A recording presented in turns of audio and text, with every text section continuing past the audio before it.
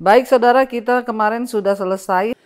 Terima kasih Tuhan, kami mengucap syukur buat malam hari ini Engkau yang mengumpulkan kami di mesbah doa untuk berdoa bersama, memuji menyembah Engkau dan menaikkan pujian kami bagimu. Terima kasih Bapa, kalau malam ini Kau izinkan kami mendengarkan firman-Mu, urapi setiap kami, urapi hamba-Mu yang tidak ada apa-apanya, dalam nama Yesus kami berdoa mengucap syukur, haleluya. Amin, amin, amin. Iya, shalom saudara, kita bersyukur ya, biarlah kita terus memuji menyembah Tuhan dalam segala keadaan, bahkan dalam segala perkara. Kita percaya Tuhan kita Tuhan yang tidak pernah berubah, dahulu sekarang bahkan sampai selama-lamanya. Iya, baik, kita akan melanjutkan pembacaan firman Tuhan, namun sebelumnya saya akan bacakan kesaksian yang sudah masuk terlebih dahulu. Shalom Pastor Debbie, saya mau bersaksi akan kemurahan Tuhan bagi kami yang tepat pada waktunya. Beberapa bulan yang lalu saya ada masalah keuangan dengan seorang pejabat, ya pejabat yang cukup tinggi. Dan dengan kesepakatan untuk di bulan Juli saya harus kembalikan ya semuanya. Pada waktu yang sudah mendekati tanggal saya sangat bingung karena dananya sama sekali tidak dapat terkumpul buat dikembalikan. Saya hanya berserah pada Tuhan dan apapun yang terjadi saya hanya minta kemurahan Tuhan, dan juga saya sempat minta doa ke teman dekat saya agar bantu dalam doa ya dalam hal ini.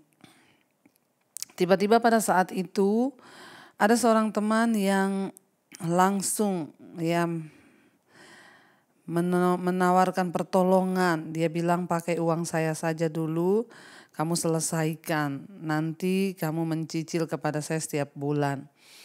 Puji Tuhan, Tuhan itu luar biasa dan begitulah yang saya alami, yang saya hanya berserah penuh pada pertolongan Tuhan dan Tuhan menyatakan mujizatnya. Terima kasih buat Ibu Pendeta Debbie Basir yang setiap firman yang diberitakan dan terus memberikan kekuatan serta memberi pengetahuan yang baru buat saya. Ya, dan terus berharap kepada Tuhan. Semoga Pastor Debbie dan keluarga serta semua tim selalu diberkati oleh Tuhan. Sudah lama saya hingga kini setia terus mengikuti mesbah doa dan juga mesbah syukur. Tuhan memberkati, amin. Puji Tuhan saudara ya, ketika kita mengalami masalah terutama dalam hal keuangan, ya memang tidak gampang ya, bahkan untuk peminjam ke orang atau mengharapkan ya dari orang itu rasanya sulit. Tapi ya kita tahu bersama bahwa tidak ada perkara yang mustahil bagi Tuhan. Saat kita mau sungguh-sungguh percaya dan terutama ya bertobat ya, apalagi dalam hal keuangan kita benar-benar harus bisa menjadi orang yang dapat dipercaya. Karena Tuhan itu ya menolong orang yang ya dapat dipercaya ya. Kalau kita sudah nggak dapat dipercaya itu berbahaya. Ya, tapi tidak gampang. Ya, berharap kepada saudara pun seringkali tidak mudah. Kalau ada seorang teman yang tiba-tiba menawarkan ya untuk ya meminjamkan uangnya dan dibayar cicilan setiap bulan, ya itu ya sudah anugerah. Ya, tapi kita berdoa saudara supaya bagi orang percaya kita terbebas dari setiap masalah keuangan ya, terutama mari menjadi orang yang dapat dipercaya, terutama dalam hal-hal cicilan dan lain sebagainya ya, agar Tuhan itu memberkati. Karena ketika kita tidak dapat dipercaya, maka ya berkat Tuhan juga jauh ya. Jadilah orang percaya yang dapat dipercaya. Firman Tuhan berkata ya, nama baik itu lebih berharga daripada kekayaan besar. Tapi puji Tuhan kita mendengar kesaksian malam hari ini di mana Tuhan menolong tepat pada waktunya, dan kita percaya Tuhan juga yang akan terus memberi kekuatan ya untuk menyelesaikan semuanya sampai tuntas. Iya. Terima kasih buat kesaksiannya. Kita akan melanjutkan baik pembacaan firman Tuhan malam hari ini. Kemarin kita sudah selesai dengan ulangan pasal yang ke-7 ya, tentang janji berkat. Bagaimana kita sudah membaca kemarin ya, Tuhan itu sudah ya mengatakan bahwa kalau bangsa itu sungguh-sungguh hidup dengan ketetapan Tuhan, setia, maka Tuhan juga akan menggenapi semua janji-janjinya bagi mereka. Ya, dikatakan di sana bahwa Tuhan akan menghalau segala musuh-musuh mereka dan mereka dapat ya berjalan dengan aman, sebab Tuhan berkata Tidak ada bangsa yang terlalu besar. Engkau harus percaya bahwa tanganku sudah menyertai engkau. Aku membuat perkara-perkara besar di depanmu, mujizat-mujizat dengan tanganku yang kuat, kata Tuhan. Ya, bahkan ketika ada musuh-musuh di depanmu tidak perlu takut, sebab aku yang akan melepaskan tabuhan, menyerbu setiap musuhmu dan mereka semua akan binasa. Jadi Tuhan tidak menyerbu sekaligus, tapi Tuhan menyuruh ya bangsa itu menumpas sedikit demi sedikit. Agar apa? Ya, agar tidak semua langsung binasa, karena kalau semua langsung mati maka banyak binatang-binatang liar yang hidup, lebih banyak binatang daripada orang. Ya, dan kita melihat juga Tuhan itu Tuhan yang mencintai proses, ya, sehingga bangsa ini memang harus menghadapi banyak persoalan, tantangan di dalam menuju tanah perjanjian. Itu juga menggambarkan hidup kita. Baik, kita akan lanjutkan sekarang Ulangan pasal yang ke-8. Judul perikopnya bersyukur kepada Allah karena kebaikannya. Ulangan 8 ayat yang pertama, segenap perintah yang kusampaikan kepadamu pada hari ini haruslah kamu lakukan dengan setia, supaya kamu hidup dan bertambah banyak dan kamu memasuki serta menduduki negeri yang dijanjikan Tuhan dengan sumpah kepada nenek moyangmu.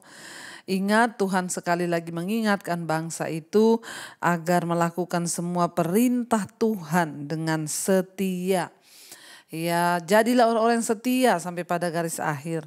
Tuhan menuntut kesetiaan dari hidup kita. Ya, Tuhan berkata, jadilah orang-orang yang setia dan mereka dituntut kesetiaan dari hidup mereka. Maka kalau mereka setia, kata Tuhan, ya mereka akan hidupnya baik, mereka bertambah banyak dan akan memasuki ya negeri yang sudah dijanjikan Tuhan kepada mereka dengan sumpah kepada nenek moyang. Ayat yang kedua berkata, ingatlah kepada seluruh perjalanan yang kau lakukan atas kehendak Tuhan. Ya, kehendak Tuhan Allahmu di padang gurun selama 40 tahun. Dengan maksud merendahkan hatimu dan mencobai engkau untuk mengetahui apa yang ada dalam hatimu, yakni apakah engkau berpegang pada perintahnya atau tidak. Saudara, ya Musa berkata kepada bangsa itu, ingatlah kepada seluruh perjalanan yang sudah engkau jalani 40 tahun di padang gurun. Bangsa ini disuruh mengingat bagaimana perjuangan mereka selama 40 tahun. Bagaimana ya air mata, lembah kekelaman, padang gurun yang panas yang harus mereka lewati selama 40 tahun perjuangan mereka. Supaya apa di sana dikatakan, saudara, kenapa Tuhan mengizinkan itu? Jadi dikatakan atas kehendak Tuhan. Mereka 40 tahun harus berjalan melewati padang gurun. Ya, dengan maksud dikatakan di sana merendahkan hatimu. Jadi tujuan Tuhan ya mengizinkan persoalan pencobaan dalam hidup kita, yang pertama itu untuk merendahkan hati kita. Tuhan melihat ya kerendahan hatimu. Kenapa pencobaan diizinkan? Supaya kita ini semakin hari semakin rendah hati.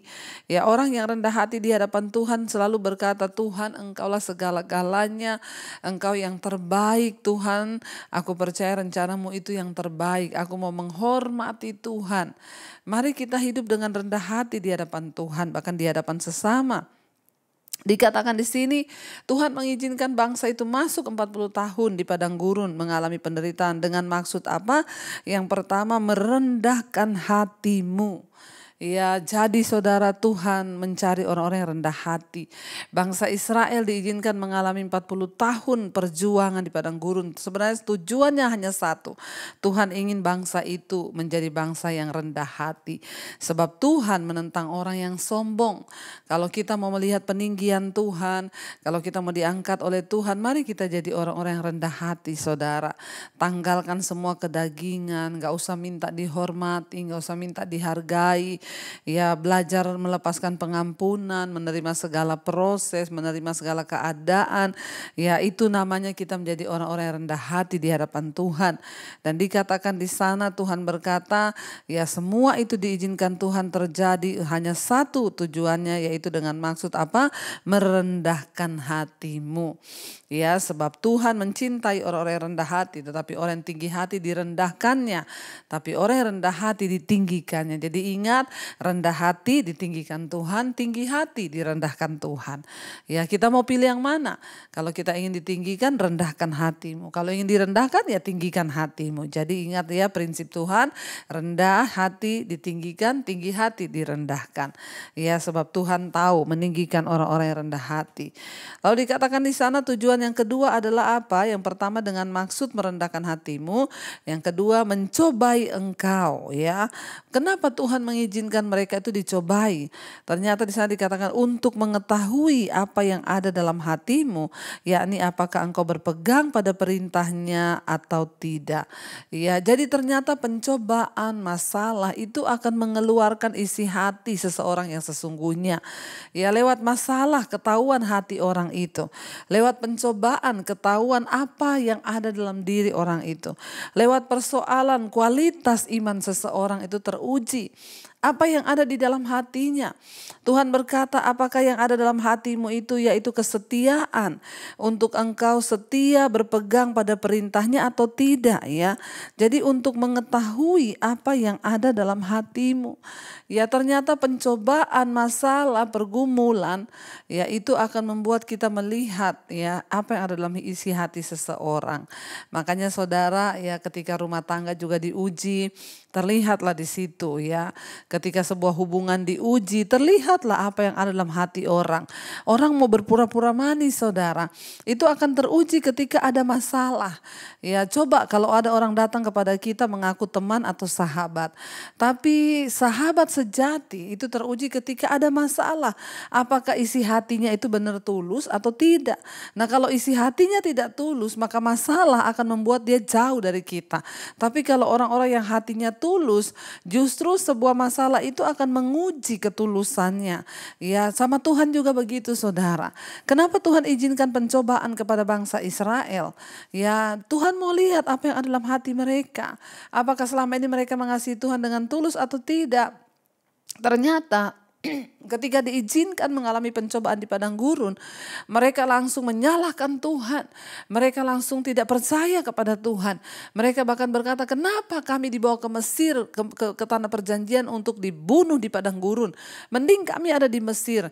Ternyata bangsa ini tidak cukup, ya, memiliki hati yang tulus kepada Tuhan. Mereka selalu mencurigai Tuhan. Ya, bagaimana mungkin mereka bisa berjalan dan bagaimana mungkin Tuhan mempercayakan perkara besar kepada mereka kalau mereka itu punya hati yang tidak tulus kepada Tuhan.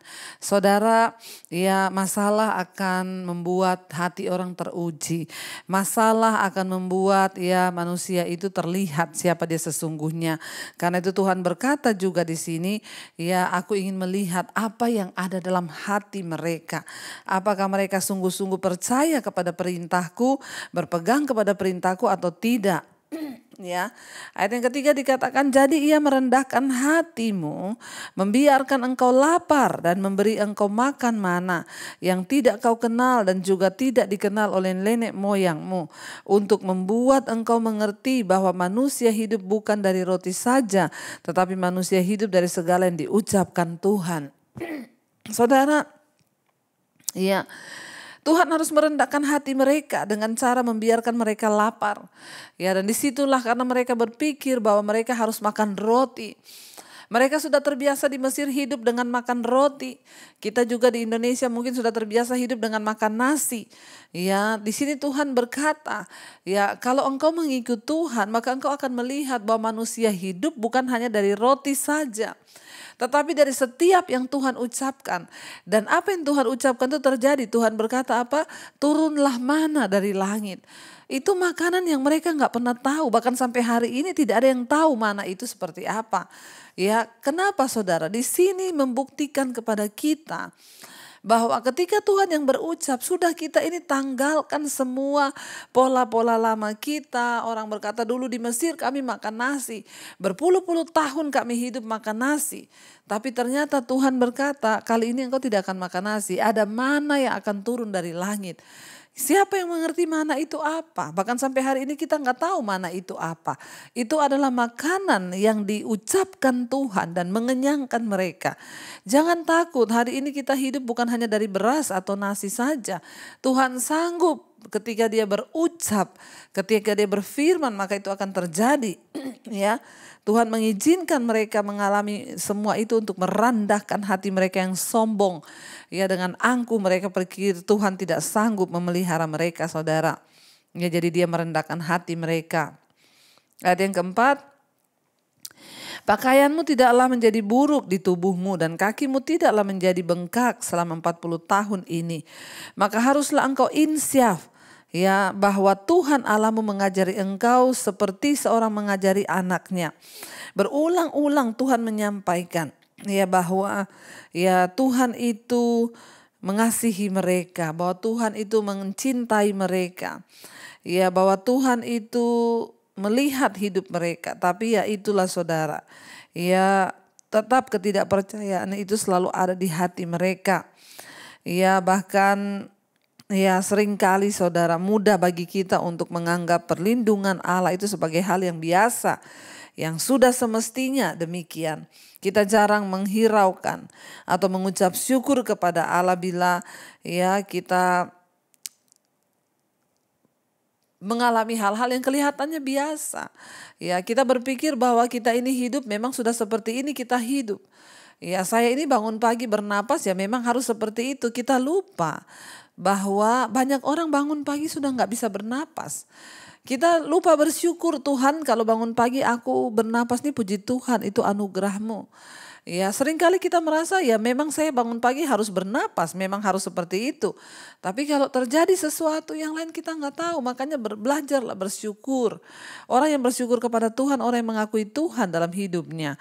Orang yang rendah hati, maaf saudara, seringkali kita lupa bersyukur. Kita bangun pagi, kita bisa buang air kecil, bisa buang air besar. Itu bukan hal yang ya memang harus seperti itu. Itu juga adalah anugerah Tuhan. Jangan saudara anggap biasa yang begitu-begitu itu. Banyak orang tidak bisa buang air kecil, tidak bisa buang air besar. Itu sekarang terbaring di rumah sakit. Nggak bisa apa-apa. Dan kalau orang nggak bisa buang air kecil, nggak bisa buang air besar, 1 bulan aja itu mati saudara, meninggal.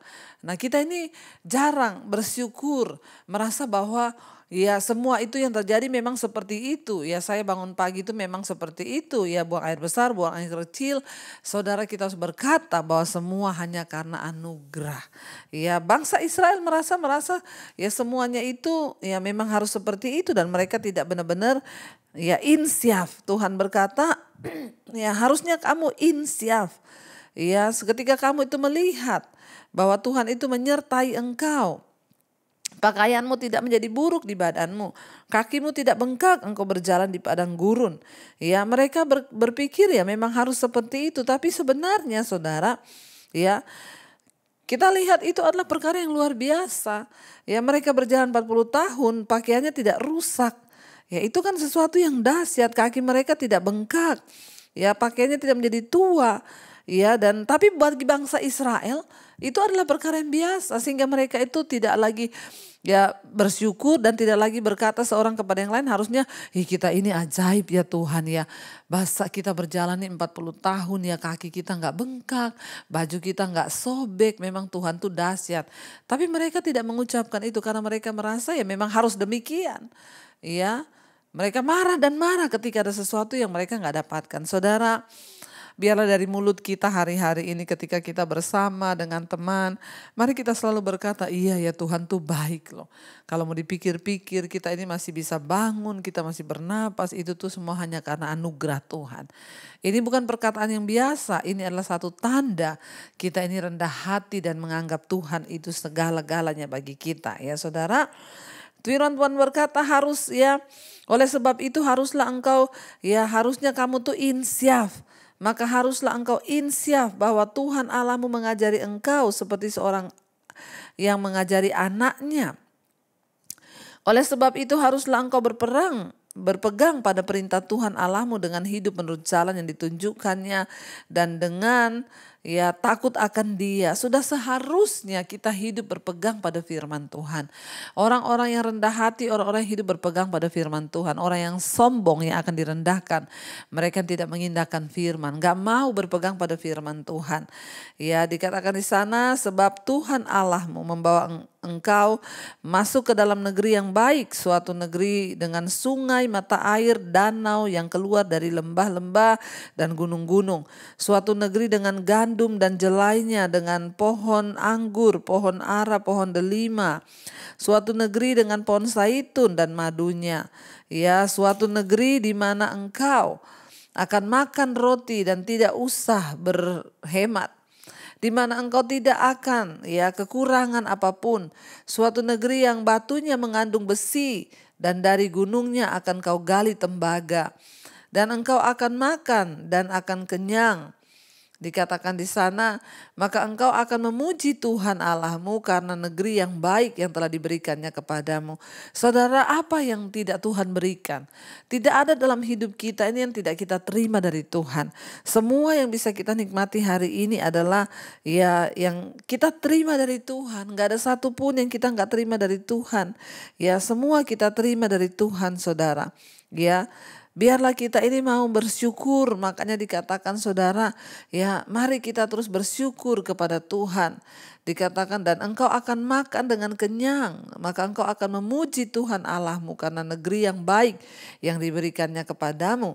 Ya, kalau kita melihat di ayat ini, saudara, ini adalah merupakan satu tradisi. Ya, disebut sebagai alasan untuk kita berdoa sebelum atau sesudah makan. Akan tetapi tujuannya adalah untuk memperingatkan umat Israel agar mereka jangan melupakan Allah ketika kebutuhan serta kekurangan mereka dipenuhi oleh Tuhan.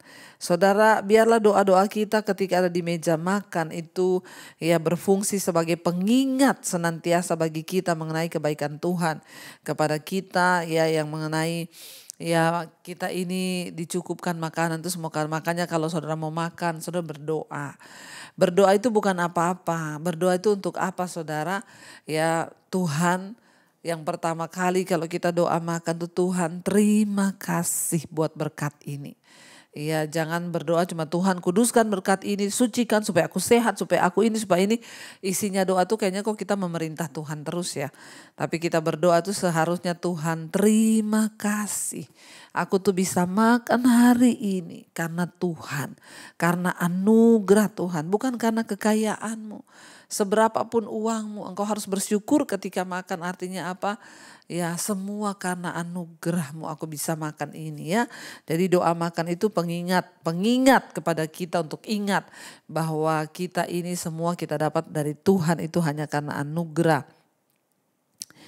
Ayat yang ke-11, hati-hatilah supaya jangan engkau melupakan Tuhan Allahmu dengan tidak berpegang pada perintah, peraturan dan ketetapannya yang kusampaikan kepadamu pada hari ini. Dan supaya apabila engkau sudah makan dan kenyang, mendirikan rumah-rumah yang baik serta mendiaminya.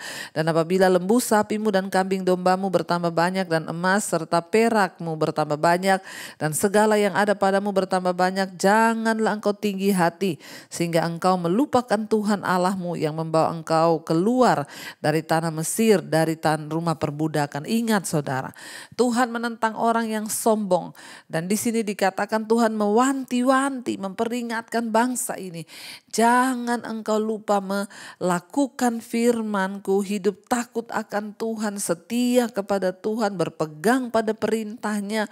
Itu cara agar kita tidak melupakan Tuhan. Jadi orang yang mengandalkan Tuhan adalah orang yang terus berpegang pada perintah Tuhan, hidup sesuai dengan firman-Nya. Tapi orang yang melupakan Tuhan, yang sombong, yang angkuh, itu mereka tidak mau berpegang pada firman Tuhan ya. Dikatakan di sana, jangan tinggi hati, jangan sombong ketika engkau sudah makan kenyang, bertambah hartamu, bertambah perakmu. Jangan engkau berubah, tetap kasihi Tuhan Allahmu. Lebih sungguh-sungguh lagi melayani Dia. Ya, dalam keadaan kita tidak ya punya apa-apa, sungguh-sungguh ketika diberkati lebih sungguh lagi mencintai Tuhan. Ya, makanya saudara, banyak orang yang berkata, "Bu, ibu itu nggak capek pelayanan ke sana ke sini, pelayanan kemana, ya kayaknya tidak ada istirahat." Saya hanya berkata, saya mau membalas apa yang Tuhan berikan selama hari masih siang. Saya mau bekerja bagi Tuhan, mau melayani Dia sungguh-sungguh. Sebelum datang malam kita nggak bisa lagi buat apa-apa, saudara ya. Lebih cinta Tuhan, lebih sungguh-sungguh lagi melayani Tuhan.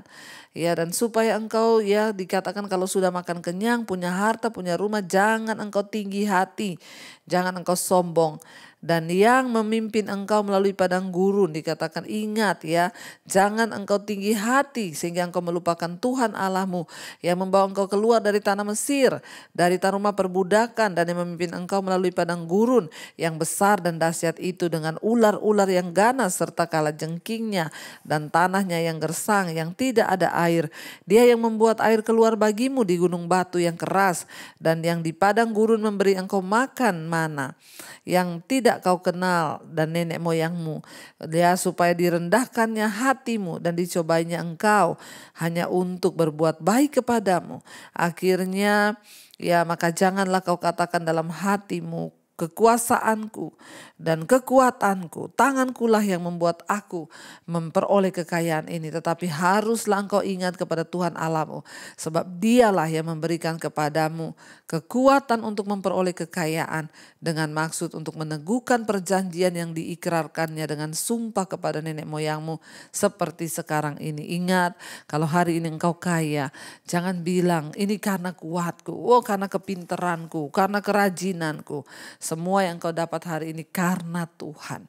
Dia yang memberikan kemampuan kepadamu ya untuk memperoleh kekayaan. Sekaya apapun engkau hari ini, bilang semua karena Tuhan. Tidak ada satupun yang kita lakukan karena kekuatan kita, tapi semua hanya karena Tuhan. Ulangan 9 ayat yang pertama, dengarlah hai orang Israel, engkau akan menyeberangi sungai Yordan pada hari ini untuk memasuki serta menduduki daerah bangsa-bangsa yang lebih besar dan lebih kuat daripadamu, yakni kota-kota besar dengan kubu-kubunya sampai ke langit. Suatu bangsa yang besar dan tinggi, orang enak yang kau kenal ya. Dan yang tentangnya kau dengar orang berkata, siapakah yang akan bertahan menghadapi orang-orang enak? Kita tahu bersama orang enak itu adalah orang-orang keturunannya Goliat. Ya, itu orang-orang seperti Goliat yang badannya raksasa, orang-orang yang besar. Ya, sehingga tidak ada orang akan bertahan melawan mereka karena memang mereka sudah besar, saudara ya. Tuhan berkata kepada bangsa ini, engkau akan memasuki negeri yang lebih besar, yang lebih kuat, yang lebih tangguh, serta orang-orangnya juga lebih besar. Orang enak itu adalah orang-orang yang sangat besar seperti Goliat, sekitar 7 sampai 9 kaki tingginya. Ya, jadi Goliat adalah ya mungkin keturunan bangsa enak ini. Lebih dari 9 kaki ya. Sayangnya orang-orang tinggi besar ini memakai perawakan mereka, saudara, untuk apa? Sebagai alat untuk mengintimidasi ya lawannya atau musuhnya. Ya, dan bukan untuk maksud-maksud yang mulia. Mereka itu selalu menakuti orang dengan penampilan mereka. Ya, mereka bahkan menakuti para pengintai-pengintai Israel. Bahkan reputasi buruk mereka ya mungkin itulah yang merupakan faktor penentu yang membuat bangsa Israel tidak bisa memasuki ya tanah itu 40 tahun sebelumnya kalau kita lihat ya. Dan ya akhirnya bangsa Israel takut ketika melihat penampilan mereka yang tinggi besar seperti raksasa itu. Dikatakan siapakah yang dapat bertahan melawan mereka orang-orang enak itu? Maka ketahuilah pada hari ini bahwa Allah, Tuhan Allahmu, Dialah yang berjalan di depanmu laksana api yang menghanguskan. Dia akan memunahkan mereka dan Dia akan menundukkan mereka di hadapanmu. Demikianlah ya firman Tuhan, saudara. Demikianlah engkau akan menghalau dan membinasakan mereka dengan segera seperti yang dijanjikan kepadamu oleh Tuhan. Ternyata ya menghadapi tantangan yang lebih kuat, yang lebih besar, yang lebih berkubu kota-kotanya. Bahkan orang-orang yang lebih besar seperti raksasa itu tidak menentukan kemenangan atau kekalahan. Ya, ini sama dengan kita, saudara, ketika kita memandang masalah depan kita yang terlalu berat, terlalu besar, seperti orang enak yang dikatakan siapa yang dapat melawan mereka. Ya, tetapi ketika kita memandang dengan cara pandang kita manusia, maka mungkin kita akan kecewa dan ketakutan melihat, wah, saya tidak mungkin bisa mengalahkan masalah yang terlalu besar depan saya. Tapi ternyata di sini firman Tuhan berkata, saudara, ya, maka ketahuilah pada hari ini bahwa Tuhan Allahmu dialah yang berjalan di depanmu laksana api yang menghanguskan.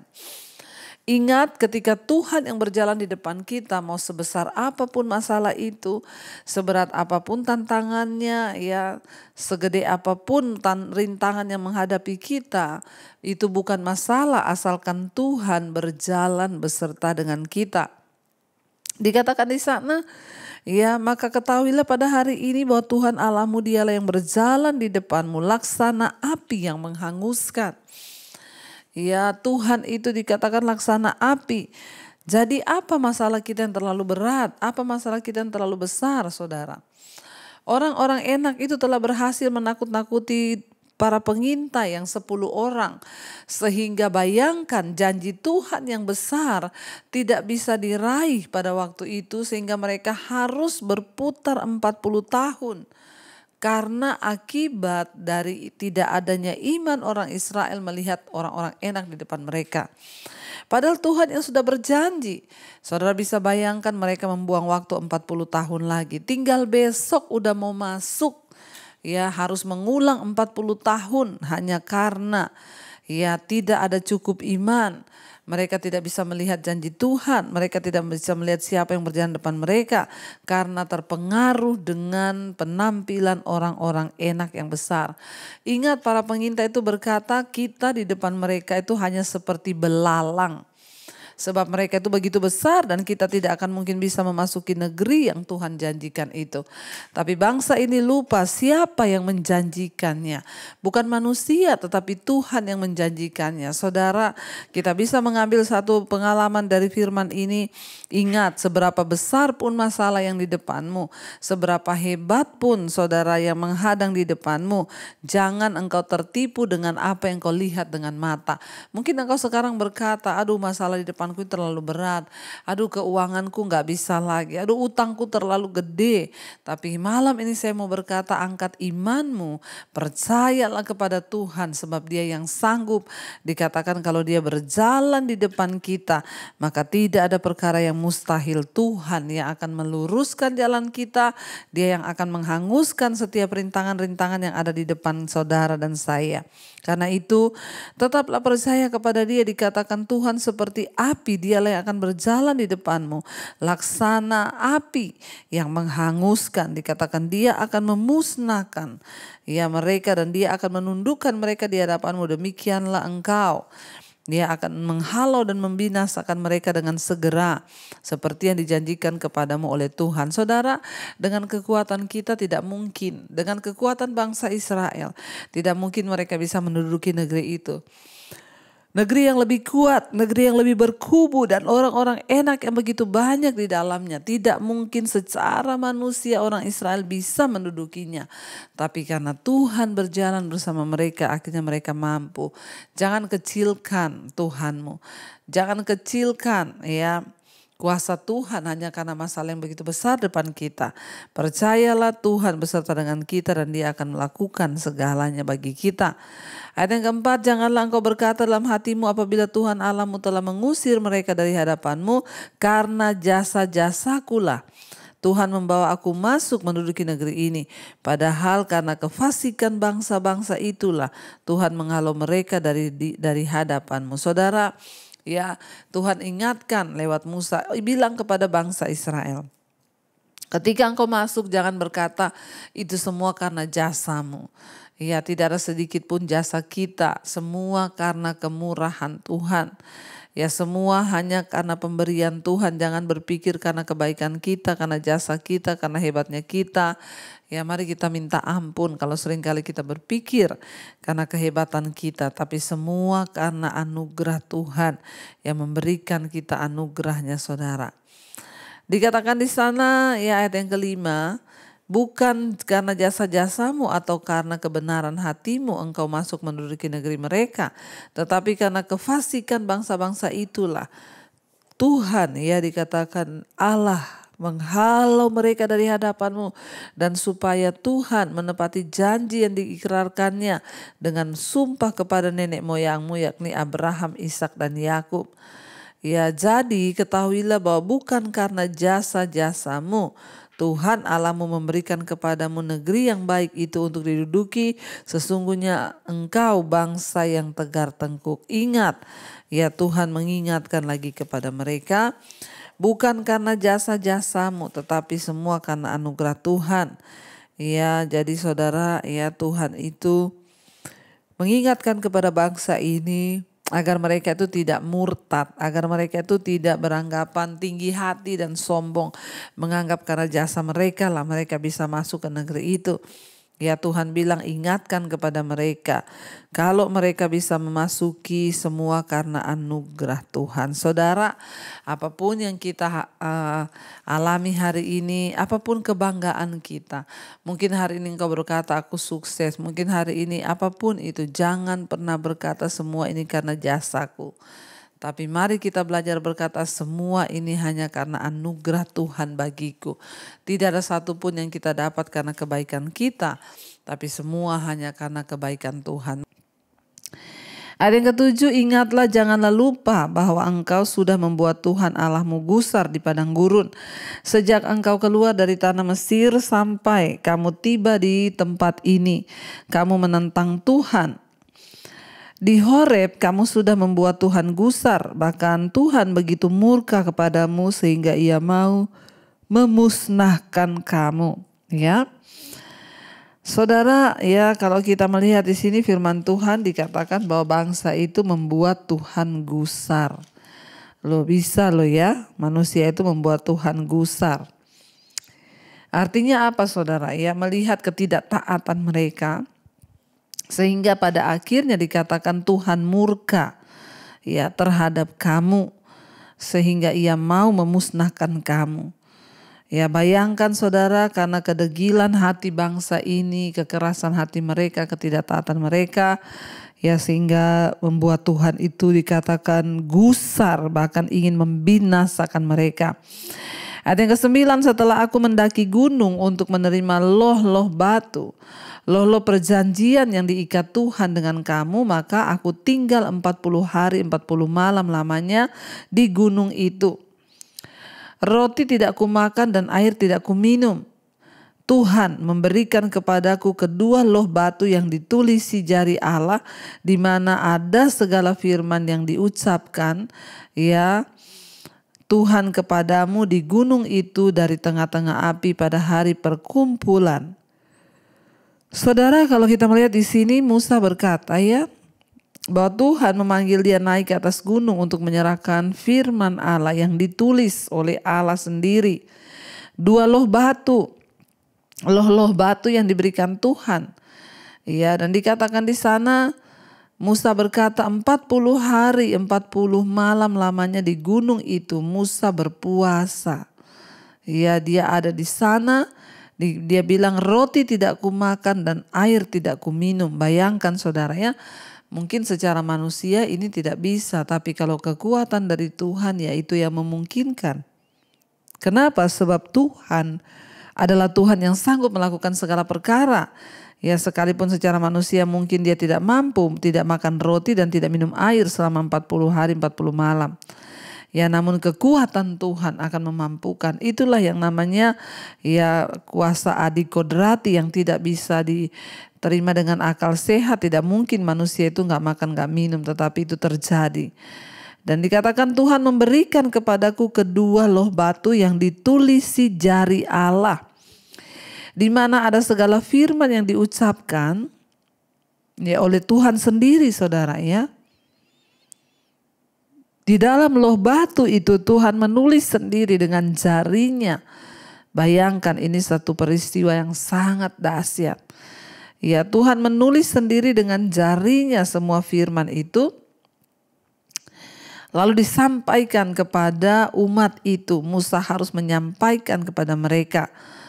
Ya, dikatakan Tuhan memberikan kepadaku kedua loh batu yang ditulis di jari Allah, di mana ada segala firman diucapkan Tuhan kepadamu di gunung itu dan di tengah-tengah api pada hari perkumpulan.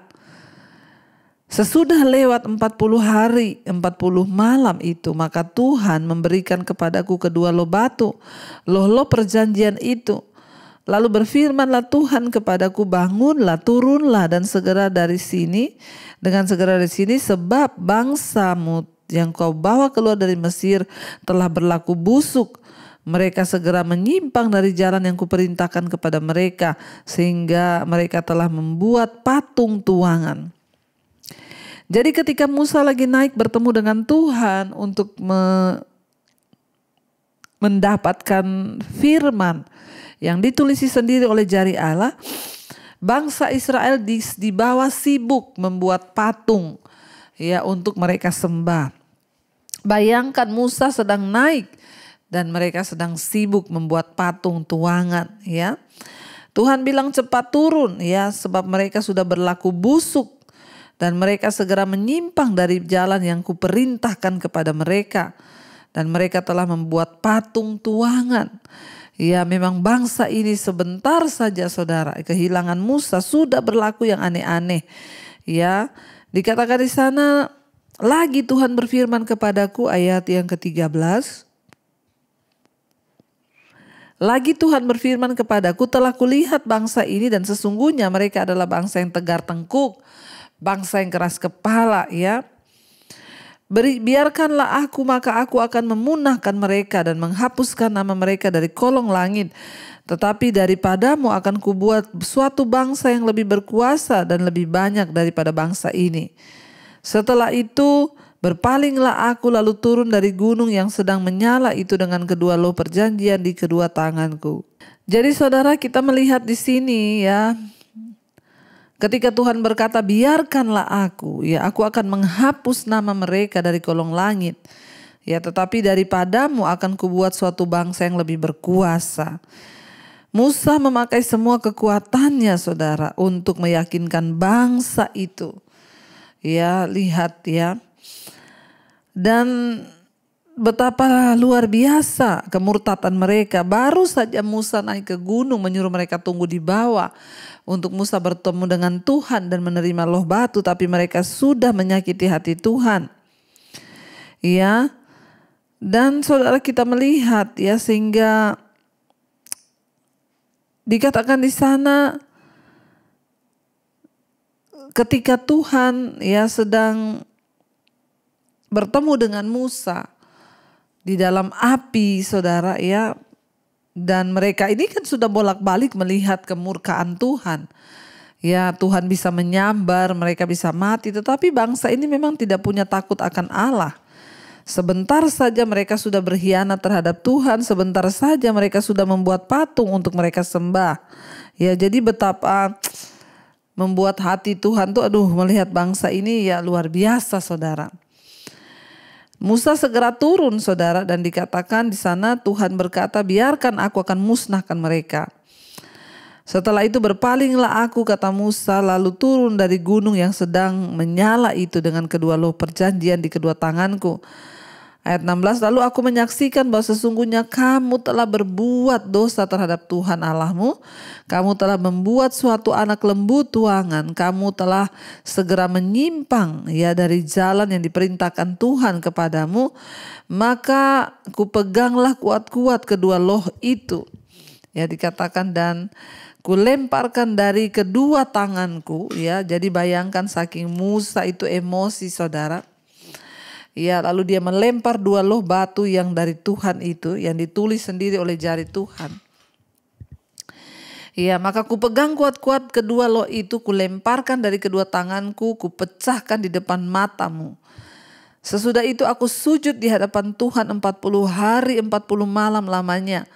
Ya, seperti yang pertama kali, roti tidak kumakan dan air tidak kuminum, karena segala dosa yang telah kamu perbuat, yakni kamu melakukan apa yang jahat di mata Tuhan, sehingga kamu menimbulkan sakit hatinya. Jadi kita melihat saudara di sana ya, Musa itu seorang yang benar-benar seorang pemimpin yang dipilih Tuhan. Dia menangis bagi bangsa ini. Dia tuh sedih melihat ya bangsa ini terus melakukan dosa. Harusnya sebagai pemimpin-pemimpin rohani kita ini sedih kalau melihat orang-orang itu berbuat dosa. Makanya tugas kita untuk mengingatkan bangsa ini, jemaat, untuk mereka kembali bertobat kepada Tuhan. Musa berkata setelah itu dia banting loh batu itu pecah saudara ya. Dan dia marah sekali kepada bangsa itu karena mereka mengkhianati Tuhan.